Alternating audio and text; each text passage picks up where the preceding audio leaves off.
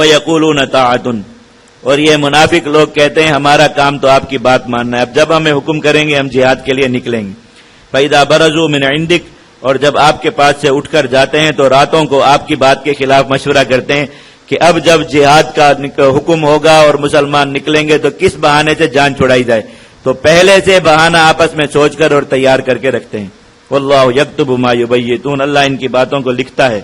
آپ ان سے بے پرواہ رہیے، اللہ پر بھروسہ کیجیے، ان کا آپ کے ساتھ نہ جانا آپ کے جہاد کو کوئی نقصان نہیں پہنچائے گا، اور ان کے نہ ہونے کی وجہ سے آپ کی فتح نہیں رکے گی، بلکہ ان کا نہ جانا ہی آپ کے حق میں بہتر۔ وَكَفَى بِاللَّهِ وَكِيلًا، اللہ پر بھروسہ کیجیے، جو تھوڑے سے مسلمان آپ کے ساتھ ہیں انہی کے ساتھ ہی آپ کو فتح ہو جائے گی، اللہ ہی بہترین کارساز ہے۔ افلا یتدبرون القرآن، کیا یہ لوگ قرآن میں غور نہیں کرتے یا ان کے دلوں پر وَلَوْ كَانَ مِنْ عِنْدِ غَيْرِ اللَّهِ، اگر یہ قرآن اللہ کے علاوہ کسی اور کی طرف سے ہوتا تو اس میں بہت اختلاف ہوتا۔ قرآن مجید کی آیات خود بتاتی کہ اللہ کا حکم ہے، نبی کریم صلی اللہ علیہ وسلم اپنی طرف سے گھڑ کر نہیں بتا رہے، لیکن اس کے باوجود ہی آپ کی باتوں میں شک کرتے ہیں اور نکلتے نہیں جہاد پر۔ وَإِذَا جَاءَهُمْ أَمْرٌ مِّنَ الْأَمْنِ أَوِ الْخَوْفِ أَذَاعُوا بِهِ، مسلمانوں میں خبریں پھیلا کر، جھوٹی خبریں پھیلا کر ان کو کفار سے ڈرانا، مرعوب کرنا، یہ منافقین کی اگلی نشانی۔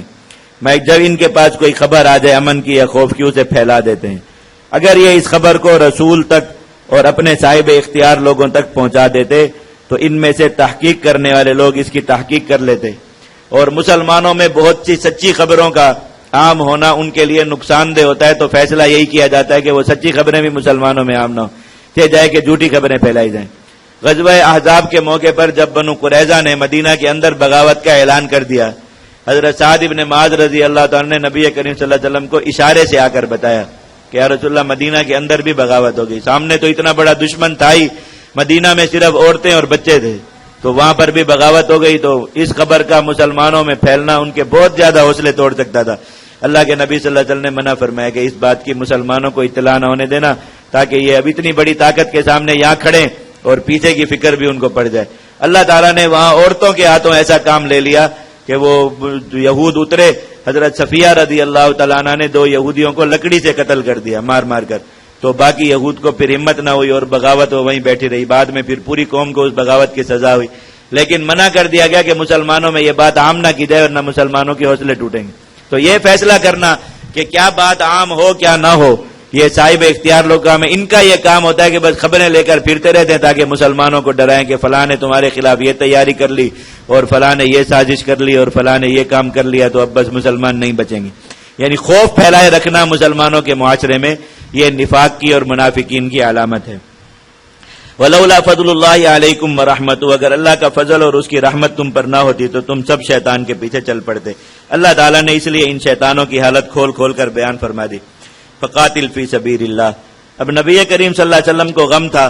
کہ آپ ان منافقین کو اتنی زیادہ آیات سناتے ہیں، اللہ رب العزت کے وعدے یاد دلاتے، یہ لوگ جہاد میں نہیں نکلتے، تو حضور کو یہ خیال ہونے لگا کہ شاید ان تک بات پہنچانے میں ہم سے کوتاہی ہو رہی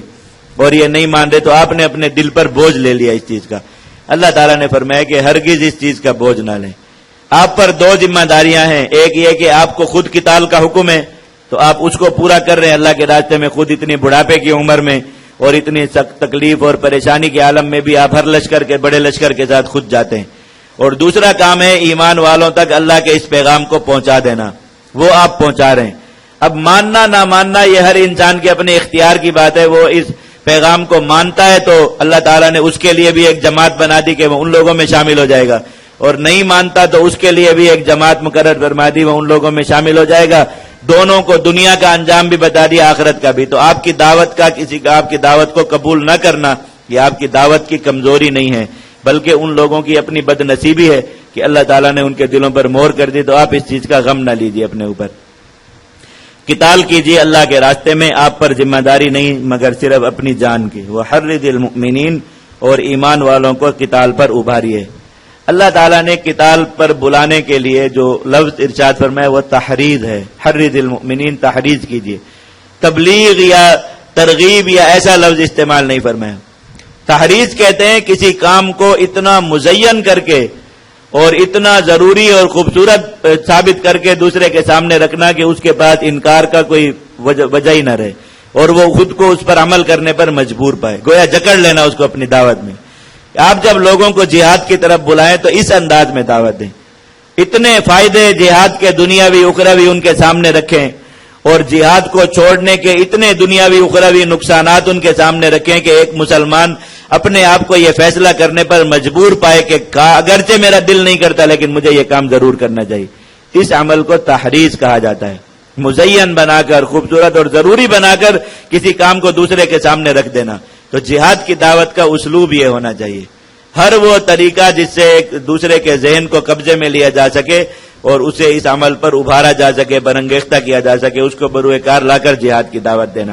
عسى اللہ ان يكف بأس الذين كفروا، قریب ہے کہ اللہ کافروں کی لڑائی کو روک دے گا۔ یعنی جب آپ یہ کام کریں گے، ہر مسلمان خود لڑنے والا ہو اور دوسروں کو لڑائی کی دعوت دینے والا ہو، اللہ کا وعدہ ہے کہ کافر لڑنے کے قابل نہیں رہیں گے، اللہ ان کو لڑائی سے رکنے پر مجبور کر دے گا۔ واللہ اشد بأسا، اللہ تعالیٰ بڑی سخت پکڑ والے ہیں، واشد تنکیلا، اور سخت سزا دینے والے ہیں۔ جو آپ کی دعوت کو ٹھکرائے گا اللہ تعالیٰ کی پکڑ میں اور اللہ تعالیٰ کے عذاب میں آئے گا۔ من یشفع شفاعۃ حسنۃ، جہاد کی دعوت دینے والوں کے لیے ایک عظیم خوشخبری اور وعدہ اللہ رب العزت نے اس آیت میں ذکر فرمایا، میں کہ جو شخص بھی اچھے کام کی شفاعت کرے گا، یعنی لوگوں کو اس کی طرف بلائے گا، یکن لہ نصیب منہا، اس کو اس اچھے کام میں سے حصہ ملے گا۔ ان کوئی آدمی کسی کی وجہ سے آپ لوگوں کو تحریض کرتے ہیں قتال کی، تحریض علی القتال کے حکم کے ساتھ ہی اللہ تعالیٰ نے اتنا ہے تو ہر عمل کے لیے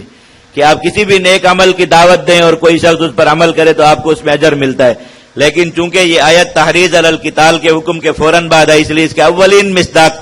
دعوت جہاد دینے والے لوگ ہیں، جیسے قرآن مجید کا اسلوب ہے۔ تو جو شخص کسی کو جہاد کی دعوت دے کر جہاد پر بھیجے گا وہ اس کے جہاد کے اجر میں شریک ہوگا۔ وَمَن يَشْفَعْ شَفَاعَةً سَيِّئَةً، اور جو اس طرح کی منافقانہ باتیں کر کے، جیسے منافقین نے جو ہے لا تنفقوا علی من عند رسول اللہ، لوگوں کو کہا کہ یہ جہاد والی جماعت پر مال خرچ نہ کیا کرو اور ان کے ساتھ نہ نکلا کرو، اس طرح ان کا یہ کام بند ہو جائے گا۔ جو ان کی ان دعوتوں سے متاثر ہو کر جہاد یا جہاد کی معاونت کو ترک کر دے گا، یکن لہ کفل منہا، تو یہ برائی کی طرف بلانے والا بھی اس گناہ میں اور اس وزر میں شریک ہوگا۔ وکان اللہ علی کل شیء مقیتا، اللہ تعالیٰ ہر چیز پر قدرت رکھنے والا ہے۔